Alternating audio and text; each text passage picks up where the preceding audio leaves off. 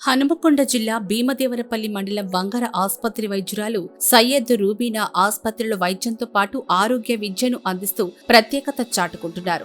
మాజీ ప్రధాని పివి నరసింహారావు స్వగ్రామమైన వంగరలోని 30 పడకల ఆస్పత్రికి 2 ఏళ్ల క్రిందట డాక్టర్ రూబీనా బదిలీపై వచ్చారు. రోగులకు వైద్య సేవలతో పాటు మంచి ఆరోగ్యానికి ఆచరించాల్సిన పద్ధతులు, గర్భిణీలు, బాలింతలు తీసుకోవాల్సిన ఆహారం, బీపీ, షుగర్, ఇతర దీర్ఘకాలిక వ్యాధులు ఉన్నవారు తీసుకోవాల్సిన జాగ్రత్తలపై అవగాహన కల్పిస్తున్నారు.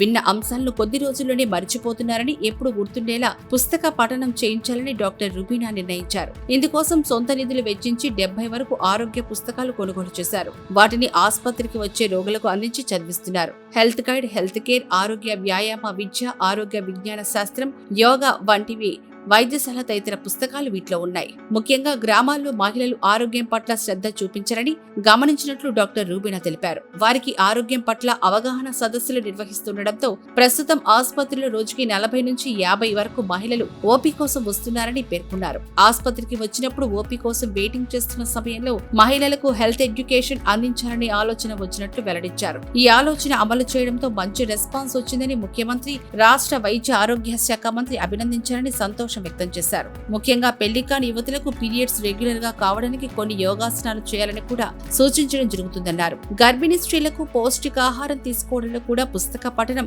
ఉపయోగపడుతుందన్నారు. కొన్ని స్టోరీ బుక్స్ కూడా అందిస్తున్నామని, దీంతో యుక్త వయసు వారిలో పుస్తక పఠనంపై అభిరుచి పెరగడంతో పాటు హెల్త్ ఎడ్యుకేషన్ గురించి కూడా అవగాహన కలుగుతుందని అన్నారు.